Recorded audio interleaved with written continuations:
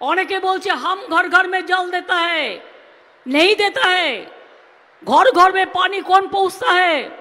আমাদের মামাটি মানুষের সরকার মনে রাখবেন, পশ্চিমবঙ্গ সরকার ৭৬% খরচা আমরা করি।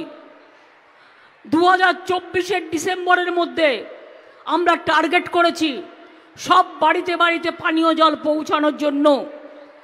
জলস্বপ্ন প্রকল্প তার নাম। এই প্রকল্পে এই জেলায় ১৯ লক্ষ লোকের বাড়িতে জল পৌঁছে দেওয়া হবে। এর মধ্যে ৫,৫৪,০০০ বাড়িতে ইতিমধ্যেই জল পৌঁছে দেওয়া হয়েছে। ফলতা মথুরাপুর অঞ্চলে জল সরবরাহের জন্য হাতে নেওয়া হয়েছে ১৩৩৩ কোটি টাকার মেগা প্রকল্প। বজবজ বিষ্ণুপুরে যে প্রকল্পটি আছে আরও বড় করা হচ্ছে, ৫৫৪ কোটি টাকা খরচ হচ্ছে।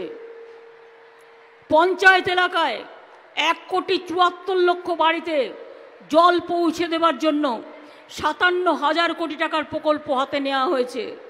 এর মধ্যে ১৭,০০০ কোটি টাকা খরচ করে ৭২ লক্ষ বাড়িতে ট্যাপ ওয়াটার পৌঁছে দেওয়া হয়েছে। বাকিরাও এবছরের ডিসেম্বরের মধ্যে সম্ভবত পেয়ে যাবেন।